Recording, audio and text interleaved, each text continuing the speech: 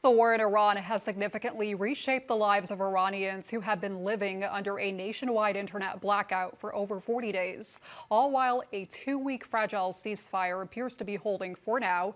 This as historic high-stakes negotiations between the U.S. and Tehran begin in Pakistan with the goal of ending the conflict. Joining us now is Maral Karimi, a faculty lecturer at Toronto Metropolitan University and an Iranian political analyst, to discuss how the Iranian people are coping with the war and whether the current leadership can maintain its grip on power. Thanks so much for being with us today, Maral. Thanks for having me. So, Maral, what can we expect to come out of the peace talks today? Do you see the United States agreeing to Iran's 10-point plan or vice versa, especially given one of the conditions is an end to attacks on Iran's allies? So this includes Hezbollah in Lebanon. How realistic is that? The arrangement and the makeup of the Iranian negotiating team indicates that the Iranians are taking this very seriously. And there are actually 4 points that they're focusing on. Point number one, as you mentioned, ceasefire for the entire region, that includes Lebanon. That is a point of contention. And that is where Israel has some leverage to pressure the United States. Release of frozen assets in the United States, Iranian asset, billions of Iranian assets are frozen in the US. Sanction relief, and that like we can see that clearly from the fact that the governor of Central Bank of Iran is part of the negotiating team and negotiating right now in Pakistan, as well as control over the Strait of Hormuz. So these are the four core main elements of Iran's 10-point framework. I don't see Iran backing out of any of them at the moment, and the United States, frankly, isn't in no position to say no to any of these. And Iranians authorities within Iran are signaling to the population at the same time.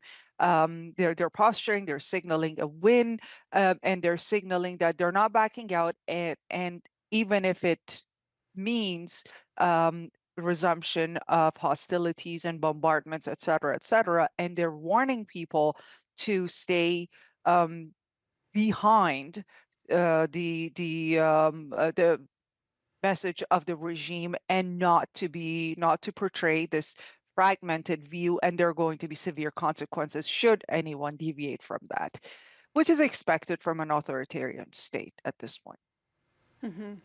And I have to ask you, are there any signs that the regime is actually ready to pivot toward peace? Or do you think that perhaps this 14-day pause will just be used to regroup and prepare for a much longer war? I don't think Iran is looking to extend the hostilities. I don't think Iran wants a resumption of the conflict.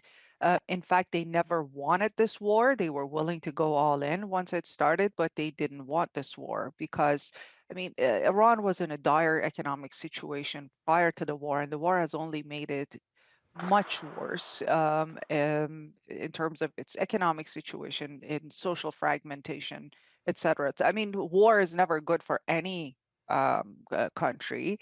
And so they are willing and they want to, at this point specifically in time where they seem to be ahead, they want to end it and they want to end it strongly and try to gain as many advantages from their opponents as possible, including sanction relief, which then they could use to rebuild the economy.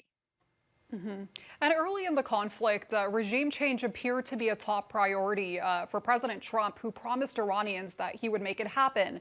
So, do you believe the regime is still, at a risk of collapsing, or have they successfully weathered the worst?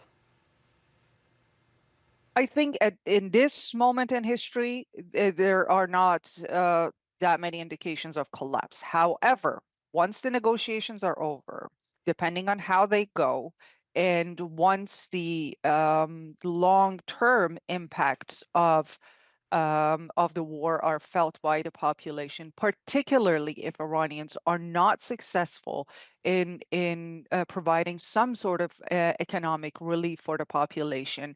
There's always a chance for that collapse or those uprisings to resume, there are still many segments of the population that are, despite not supporting the war or foreign intervention, they're still very unhappy with this regime. The regime is still largely maintaining its grip on power via repression and mass violence. And so it, the hostilities within Iran are not going to end anytime soon, but for the time being, the regime doesn't seem like it's about to collapse. And I must say that dream of regime change from inflicted on a peoples externally, that dream that Israelis and Americans and some Iranians actually had, it was never a realistic dream. This is not the kind of regime that you can just topple. It's, go in, inflict some airstrikes, kill their leader, and then it would collapse because the regime was never, while power was concentrated in the hands of the late Ayatollah Khamenei, the regime is structured in a way that there are many, many layers of leadership in case, because this is a country that has been waiting for this moment for 47 years, and they had prepared for the moment that their top leader is taken out, particularly post uh, the 12-day war with Israel. So finally, Iranians have been living under an internet blackout well over 40 days now. Do you have any indication of what the current mood is on the ground there? And has the public's perception there, shifted since the war first began? And, Toronto also happens to have a huge Iranian, diaspora as well.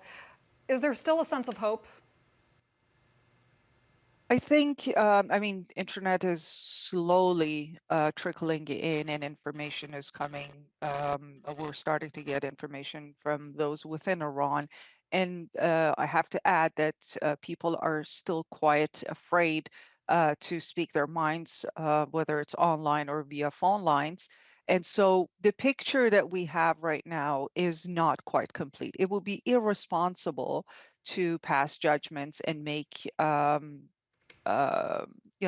broad analyses based on anecdotal observations. But anecdotally, both in the diaspora and within Iran, there are indications that once people started seeing the extent of the war, support for it receded quickly, but at the same time, the dissatisfaction with the regime remains. That is felt throughout the country within different groups. And we will have to wait and see in the next few days and weeks while the information continues to trickle out of the country to kind of gauge that mood. Maral, thank you so much for your time and insight today. Thank you for having me. That is Maral Karimi, a faculty lecturer at Toronto Metropolitan University and an Iranian political analyst.